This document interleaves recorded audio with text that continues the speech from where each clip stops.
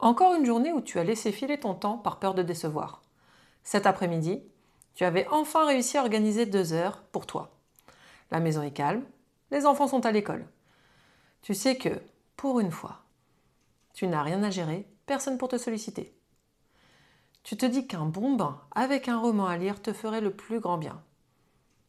Tu imagines déjà l'eau chaude, la mousse et ton corps qui commence à se détendre après des semaines de tension.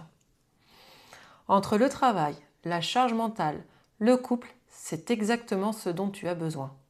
À ce moment-là, ton téléphone sonne. C'est ta mère. Tu te dis, c'est peut-être important. Alors, tu décroches. Et en réalité, elle a juste envie de parler. C'est ici que tu peux poser une limite. Toi, en tout cas, tu sens que tu n'as pas envie de ça. Tu préférerais le bain, le roman, mais tu n'oses pas le dire. Alors tu l'écoutes. Tu réponds distraitement avec une sensation désagréable qui monte en toi. Le temps passe et c'est déjà l'heure d'aller chercher les enfants.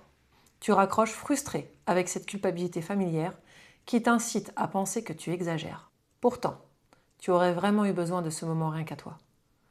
Le soir, personne ne comprend pourquoi, alors que tu as eu du temps pour toi, tu es encore plus tendu qu'avant. La réalité, ce n'est pas que tu es ingrate ou égoïste, pas du tout. La réalité, c'est que tu t'es effacé. Et s'effacer, ça a toujours un coût. Le problème, ce n'est pas d'avoir décroché le téléphone.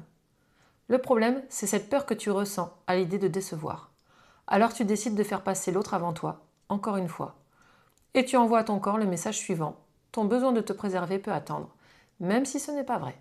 Ta mère aurait pu entendre ta demande et respecter ton espace. Même si ça se fait petit à petit. L'important est que tu restes aligné avec toi-même. Par exemple, tu peux conclure la discussion calmement. Maman, j'étais contente de t'avoir au téléphone, mais j'aimerais te rappeler plus tard. Là, je suis en train de me poser, de souffler un peu, et c'est important pour moi. Et même si ça peut parfois créer un léger inconfort, tu poses une idée puissante. Ton bien-être n'est pas négociable. S'affirmer, ce n'est pas devenir froid ou dur. C'est simplement arrêter de disparaître pour satisfaire les attentes des autres.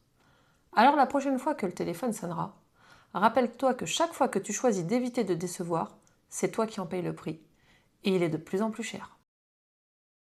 Et c'est exactement ce que je travaille en séance. Ensemble, on repère ces moments, on nomme et on comprend ce qui te bloque. On trouve des pistes adaptées à ta personnalité et aux relations que tu entretiens avec tes proches. Alors, si cette vidéo résonne en toi et que ce schéma se répète inlassablement dans ta vie, tu sais où me trouver. Le lien est en description.